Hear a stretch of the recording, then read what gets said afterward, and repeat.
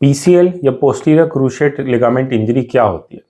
अगर आपके घुटने में चोट लगी है और आपका एमआरआई दिखा रहा है कि पीसीएल स्टोन, तो इसका क्या मतलब है? अगर हम देखें तो हमारा घुटना इस तरह से होता है। ये आगे का पार्ट होता है और ये पीछे का पार्ट।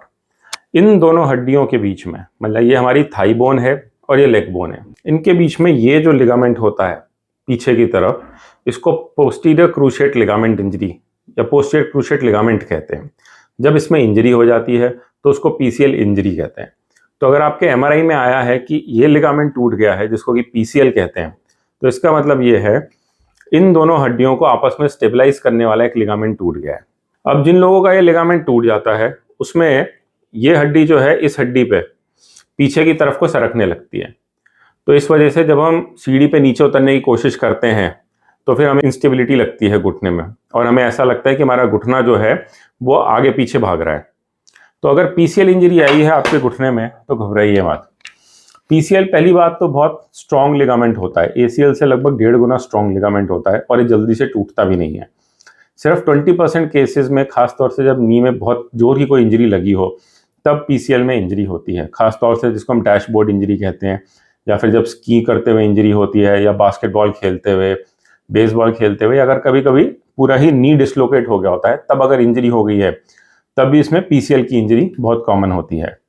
तो अगर ऐसी इंजरी हुई है तो सबसे पहले तो आपको रेस्ट करना चाहिए, एंटी इन्फ्लेमेटरी मेडिसिन खानी चाहिए, इस पर बर्फ़ लगानी चाहिए और दो हफ्ते के लिए कंप्लीट रेस्ट देना चाहिए।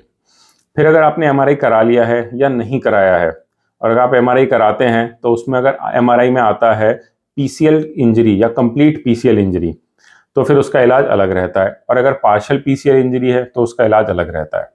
पार्शियल इंजरी नॉर्मली हम पेशेंट की एज के हिसाब से और उसकी डिमांड के हिसाब से ट्रीट करते हैं। हम पहले पेशेंट को 3 से 4 हफ्ते का रेस्ट देते हैं, फिर धीरे धीरे एक्सरसाइजेज शुरू कराते हैं, और फिजियोथेरेपी और एक्सरसाइजेज से ही पार्शियल इंजरी में ज़्यादातर लोग काम चला लेते हैं।